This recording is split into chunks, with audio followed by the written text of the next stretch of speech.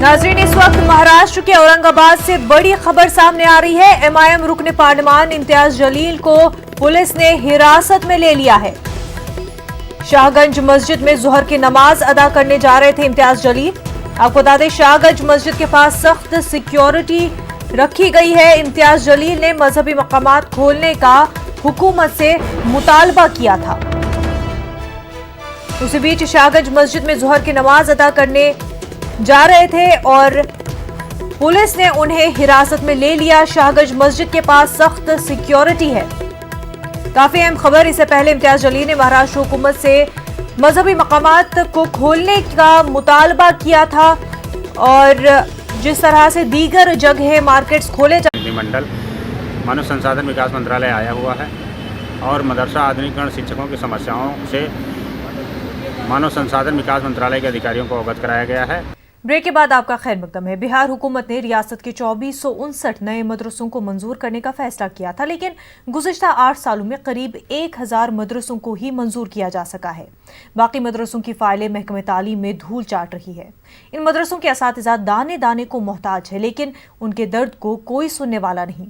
गुज़िश्ता 5 सालों में मदरसा के असातिज़ा ने अपने मसले पर कई बार पटना में एहतजाज किया, पुलिस की लाठी खाई, लेकिन महकमे तालीम की जानिब से मदरसों को मंजूर करने की कार्रवाई मुकम्मल नहीं की गई।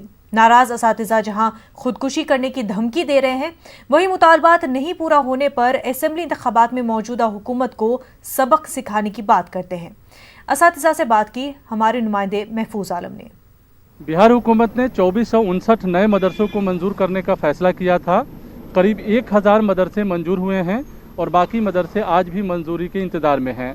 बिहार में असेंबली का इंतखाब है और असातिज़ा दाने दाने को मोहताज हैं और मदरसे के असातिज़ा वज़ीर तालीम और महकमे का चक्कर लगा रहे हैं, लेकिन कोई सुनने वाला नहीं है। आप देखिए कि यहाँ कितने सारे लोग जो है बिहार के मुख्तलिफ ज़िलों से चलकर पटना आए हैं। महकमे तालीम के अलग अलग ऑफिसरों से मुलाकात किया है, वज़ीर तालीम से मुलाकात किया है, अपने मसले को रखा है, लेकिन कोई सुनने वाला नहीं है।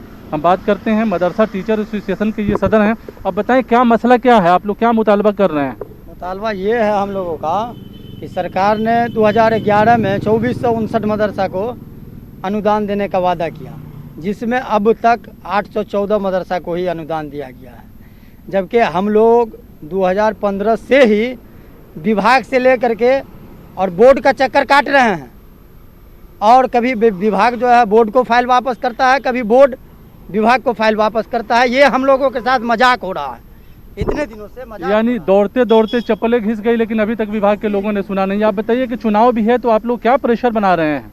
हम लोग यही प्रेशर बना रहे हैं कि अगर हम लोगों की मांग पूरी नहीं हुई तो इस चुनाव में हम लोग सीधा बाईकाट करेंगे।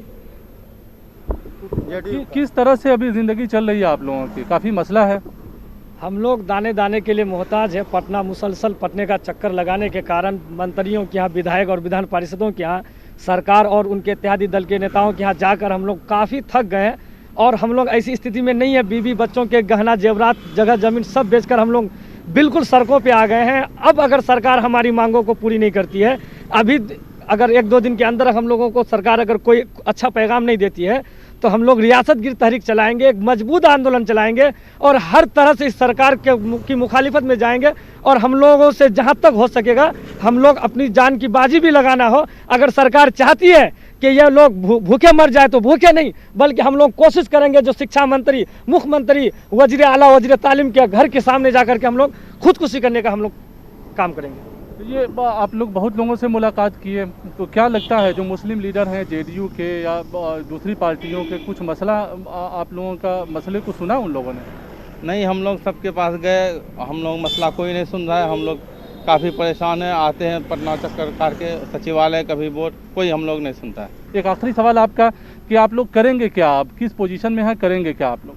हम लोग बिल्कुल लास्ट स्टेज में, हम लोग के सारी तरह से हम लोग चूर हो चुके हैं। कई बार धरना में मार खाए, सारी चीज़ धरना दिए, सारी परेशानी निभाए। अब हालात वक्त ये है कि हम लोग के पास न रुपया है न कुछ नहीं है, खाने पीने से मोहताज है, सारी चीज़ है। और लास्ट टाइम है, सरकार से हम लोग गुजारिश करें कि हम लोग की मांग को पूरी कर दी, ताकि हम लोग सरकार का जिस तरह हेल्प किए थे उस तरह करें। और अगर सरकार हम लोग का हेल्प नहीं करता है तो सरकार को हम लोग को बाइकाट करने के लिए तैयार। जाहिर है, कहा जाता है कि जब तक असातिज़ा की हालत अच्छी नहीं होगी स्कूलों में या मदारिस में या तालीमी इदारों में, बच्चों की पढ़ाई का निज़ाम और बच्चों की पढ़ाई का मयार भी बुलंद नहीं होगा।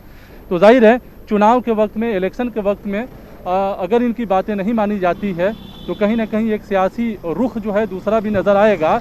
लेकिन अभी भी असातिज़ा को उम्मीद है कि हुकूमत इनके मदरसों को मंजूर करेगी और इनके मसले हल होंगे। कैमरामैन दीपक कुमार के साथ महफूज आलम, न्यूज़ 18 पटना।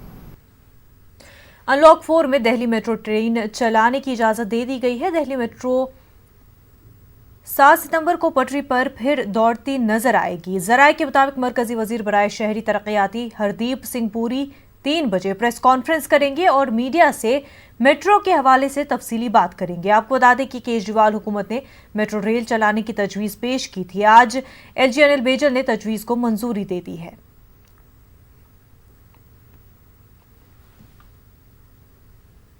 कोरोना के दौरान पार्लियामेंट के मॉनसून इजलास की तैयारी चल रही है। मॉनसून इजलास 14 सितंबर से शुरू होने जा रहा है। कोरोना वबा के दौरान हो रहे मॉनसून इजलास की खास बात यह है कि उसमें वक्फे सवालात शामिल नहीं है, जिस पर ओपोजिशन जमातें सवाल खड़े कर रही है। शशि थरूर और सीपीआई रुकन पार्लियामान विनय विशोम ने इस मामले पर सवाल खड़े किए हैं। शशि थरूर ने ट्वीट किया है कि इजलास का नोटिफिकेशन बता रहा है कि वक्फे सवालात नहीं होगा, हमें महफूज रखने के लिए ये कितना सही है। उन्होंने लिखा कि पार्लिमानी जमहूरियत में हुकूमत से सवाल पूछना ऑक्सीजन की तरह है, लेकिन हुकूमत पार्लियामेंट को नोटिस बोर्ड की तरह बनाना चाहती है और अक्सरियत को रबर स्टैम्प की तरह इस्तेमाल कर रही है। टीएमसी रुकन पार्लियामेंट डेरेक ओब्रायन ने भी ट्वीट किया है। उन्होंने भी वक्फे सवालात को मुअत्तल किए जाने पर सवाल उठाया है। उधर सीपीआई रुकन पार्लियामान विनय विशोम ने भी वक्फे सवालात मुअत्तल किए जाने पर नाराजगी का इजहार किया है। उन्होंने राज्यसभा के चेयरमैन वेंकैया नायडू को खत लिखकर वक्फे सवालात को बहाल करने का मुतालबा किया है। सुप्रीम कोर्ट के अहकाम के बाद अयोध्या में बाबरी मस्जिद के बदले दी गई जमीन पर मस्जिद के अलावा क्या क्या तामीर किया जा सकता है, उस पर कई तरह के मशवरे मौसूल हो रहे हैं। खास तौर पर अस्पताल और लाइब्रेरी का मशवरा सामने आ रहा है। इस पूरे मामले पर जामिया मिलिया इस्लामिया के आर्किटेक्चर डिपार्टमेंट के डीन प्रोफेसर एसएम अख्तर ने न्यूज़ 18 से खास बातचीत की। वाज़ेह है कि एसएम अख्तर को नक्शे की तैयार करने की जिम्मेदारी उन्हें सौंपी गई है। में बनने वाली मस्जिद की जिम्मेदारी जामिया मिलिया इस्लामिया की आर्किटेक्चर डिपार्टमेंट की डीन प्रोफेसर एसएम अख्तर को दी गई है, जो इस वक्त हमारे साथ बातचीत करने को मौजूद है। सर, बहुत बड़ी लैंड है, कुछ प्लान किया है, कैसी होगी अयोध्या की ये मस्जिद? देखिए, अभी प्लान इसमें कुछ नहीं हुआ है, अभी बहुत इनिशियल स्टेज है। सिर्फ कॉन्सेप्चुअली ये है, कॉन्सेप्शन ये है कि पूरा एक मस्जिद नहीं, पूरा एक कॉम्प्लेक्स बनेगा। जैसे कि टाइटल है सोसाइटी का इंडो इस्लामिक, तो वो है, इसमें अप्रोच है। और बेसिकली अप्रोच की एम्फेसिस ये है कि ह्यूमन वेलफेयर है, क्योंकि इस्लामिक जो वर्चूज़ है उसमें भी खिदमत खल्क कहते हैं कि आप ह्यूमैनिटीज़ को कैसे बेनिफिट करेंगे। तो उस ऑब्जेक्टिव से काम किया जाएगा। इसमें ह्यूमन वेलफेयर हो, इंडियन इथॉस हो और इस्लामिक स्पिरिट हो उसमें, तो ये 3 चीज़ें होंगी। तो इसका इस पूरे कॉम्प्लेक्स में मस्जिद will be one major part. जितनी बड़ी अयोध्या मस्जिद थी उतनी ही बड़ी या उससे बड़ी मस्जिद होगी। उसके अलावा वाइल्ड थिंकिंग के बहुत से प्रोजेक्ट्स हैं जो सजेशन आ रहे हैं कि जो भी चीज़ें से आदमी को, ह्यूमन बींग्स को बेनिफिट्स हो सकता है, उनको हम इसमें इनकॉर्पोरेट करेंगे। जैसे एक हॉस्पिटल की बात बहुत ज़्यादा आजकल चल रही है, तो हॉस्पिटल यस उस एरिया की नीड है, वहाँ पे हेल्थ फैसिलिटीज़ बहुत पुअर है, तो एक मल्टी स्पेशलिटी या सुपर स्पेशलिटी हॉस्पिटल हो जहाँ common man can be treated. तो इसी तरीके और भी वर्च्यूज़ हैं ह्यूमन वेलफेयर के लिए। जो बेस्ट 2 इंस्ट्रूमेंट्स हैं, one is education, other is health. Health और एजुकेशन पे अगर आप काम करते हैं तो आप पूरी सोसाइटी के लिए बहुत कुछ कर सकते हैं। तो हेल्थ इस तो आइडेंटिफाई कर लिया है हमने। एजुकेशन पे भी काम कर रहे हैं। एजुकेशन भी बहुत वाइडली डाइवर्स्ड है, it's not only the formal education, even ये नॉलेज लेवल है, इंटेलेक्चुअल लेवल है, मॉरलिटी है, जो हमारी पास्ट है, हिस्ट्री है, उनको जानना भी अपने आप में एजुकेट करना। तो उसके लिए भी कुछ हम कंसीव कर सकते हैं, जहाँ पे लाइब्रेरी हो या लेक्चर्स हों या डिस्कशंस हों या एग्जिबिट्स हों, आर्काइव्स हो। तो इस तरीके से भी एक कॉम्प्लेक्स उसमें एजुकेट करने के लिए भी लोगों के लिए हम कंसीव करेंगे इसमें। यानी कि हॉस्पिटल और लोगों को एजुकेशन देने के लिए कुछ डेवलप करने का अभी इनिशियल प्लान है अभी। लेकिन अगर डिज़ाइन की बात करें, आप आर्किटेक्चर हैं, डीन हैं, तो डिज़ाइन को लेकर कुछ सोचा है? क्योंकि काफ़ी लोगों के मन में ये सवाल रहेगा कि क्या पुरानी मस्जिद से कुछ मिलता जुलता दिखेगा? देखिए, न पुरानी से कुछ नहीं है। जो आर्किटेक्चर में हमारा बिलीव ये है, आर्किटेक्चर कभी रेप्लिकेट नहीं होता। पुराना पास्ट होता है, प्रेजेंट है, फ्यूचर है। और आर्किटेक्चर जो किया जाता है वो फ्यूचर के लिए होता है और प्रेजेंट टाइम में होता है। तो इसलिए हम कंटेम्प्रेरी आर्किटेक्चर पे वर्क करेंगे जो सोसाइटी को आगे ले जाएगा, अहेड। पीछे ले जाने की बात नहीं है, इमिटेट नहीं करना, it has to be original creation which should serve the society. अभी कुछ टाइम फ्रेम सर है कि कब तक ये डिजाइन्स होंगे, क्लियर होंगे, कब तक काम कुछ शुरू होगा, कुछ इस तरीके की जानकारी? देखिए, टाइम फ्रेम पे भी कुछ नहीं कह सकते, इट्स वेरी अर्ली स्टेज। और हम लोग जो आर्किटेक्ट्स काम करते हैं बहुत फ्लेक्सिबल टाइम में करते हैं, कभी सालों सोते रहते हैं, काम नहीं करते, और कभी 1 घंटे में, 1 दिन में, 1 रात में डिलीवर कर देते हैं प्रोजेक्ट। तो डिपेंड करता है क्या सिचुएशन है और कैसे इंस्पिरेशन आ रहे हैं, कैसे दिमाग काम कर रहा है और क्या नीड है। नीड से कभी हम लोग नीड ड्रिवन होते हैं, टाइम फ्रेम हमारा उस पर डिपेंड करता है, क्योंकि कोई भी चीज़ को एग्जीक्यूट करने के लिए उसमें बहुत से फैक्टर्स होते हैं, डिज़ाइन अलोन नहीं है, डिज़ाइन के साथ बहुत सी चीज़ें जुड़ी हैं। तो वो सारी जब इकट्ठे हो जाती हैं तब मशीन चल पड़ती है, तो कभी भी दिन हो सकता है वो।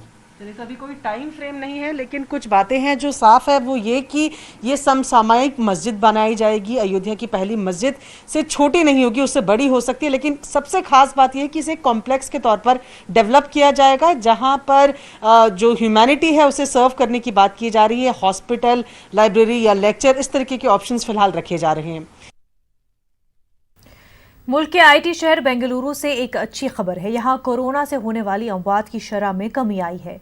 जून और जुलाई के मुकाबले अगस्त में कोरोना से होने वाली अमवात में कमी आई है। बृहद बेंगलुरु महानगर पालिका के कमिश्नर मंजुनाथ प्रसाद ने ये बात कही है। मंजुनाथ प्रसाद ने कहा कि कोरोना के टेस्ट में दिन ब दिन इजाफा हो रहा है। फिलवक्त 10% कोरोना का पॉजिटिव रेट है। बेंगलुरु के कमिश्नर ने कहा कि कोविड केयर सेंटरों में 50% बेड खाली है, लिहाजा खाली पड़े कोविड केयर सेंटरों को बंद करने पर गौर किया जा रहा है। उन्होंने कहा कि घर में रहने के ख्वाहिशमंद मरीज को जबरदस्ती कोविड सेंटर नहीं लाया जाएगा। गाजियाबाद शाम पार्क मेट्रो स्टेशन के पास शेरशाह सूरी के जमाने में बनाई गई सराय को मिले हुए 3 साल होने को है, लेकिन उसकी देखरेख और उसकी हिफाजत के लिए कोई भी कदम नहीं उठाया गया। हालांकि इस तारीखी सराय की जानिब महकमे आसार कदीमा की तवज्जो मबजूल कराई गई थी, लेकिन अब तक ये सराय अदम तवज्जोही का शिकार है। देखिए रिपोर्ट।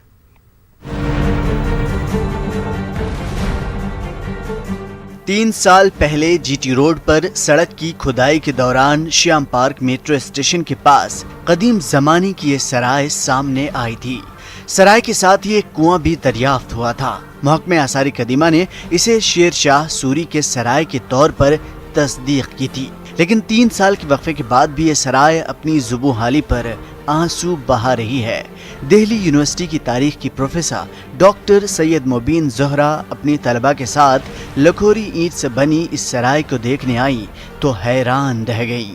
जब मैंने ये सुना कि यहाँ पे शेरशाह सूरी के ज़माने की सराय का एक पता चला है, तो मुझे बड़ा एक लगा कि मुझे आके देखना चाहिए। लेकिन जब मैं यहाँ आई हूँ तो मैंने देखा है कि यहाँ की क्या हालत है। शेरशाह सूरी एक अफगान रूलर था, शासन प्रणाली दिया उसने, और ये उस मशहूर रोड पे स्थापित है ये सराय, ग्रैंड ट्रंक रोड जिसको कहा जाता है, और उसने रोड्स एंड कम्युनिकेशन इम्प्रूव किया। आप ये देखिए ना, ये अगर ये एएसआई के अंडर आता है तो एएसआई का बोर्ड मुझे यहाँ नज़र आना चाहिए।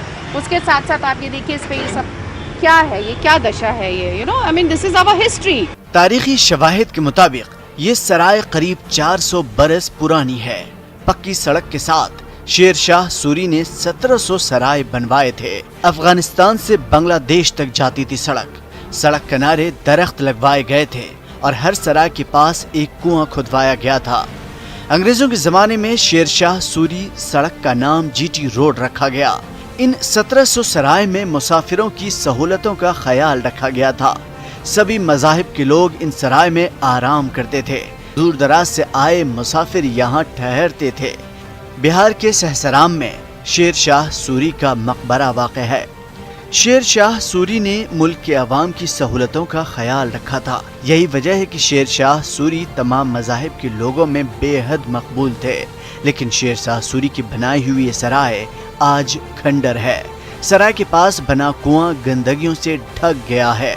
इसको सिर्फ एक सराय मत समझिए, उसने सारे इंतजामात किए थे। उसने ये कहा था कि जो हमारे उस समय भारत का जो सोशल स्ट्रक्चर था, हिंदू मुस्लिम कास्ट सिस्टम, जो उसको देखते हुए उसने ये कहा था कि जो ये आप अगर चाहें आप सतीश चंद्रा की किताब में पढ़ लीजिए। सतीश चंद्रा लिखते हैं कि जो सराय थी उसमें ब्राह्मण्स के लिए हिंदू कुक्स, हिंदू के लिए हिंदू कुक्स होते थे, खाना बनाते थे, मुस्लिम्स के लिए मुस्लिम्स खाना बनाते थे, और उसके साथ साथ उसने कुआं बनाया, पानी के का इंतज़ाम किया। मुझे ये लगता है कि हमें इस तरह के जो हमारे जो पुरातात्विक जो चीज़ें हैं इनसे हमें सीख मिलनी चाहिए।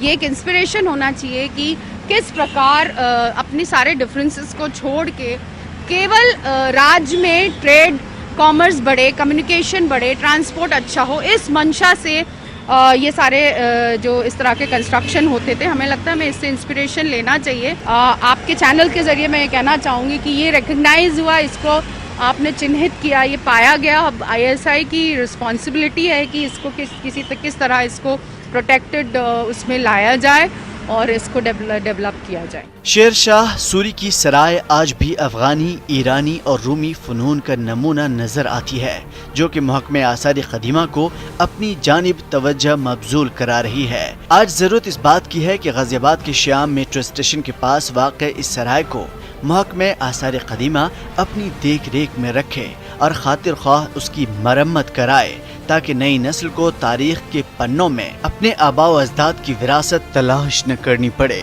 बल्कि उसके होने का एहसास भी हो। न्यूज़ 18 उर्दू के लिए GT रोड गाजियाबाद से शक्ति सिंह की रिपोर्ट।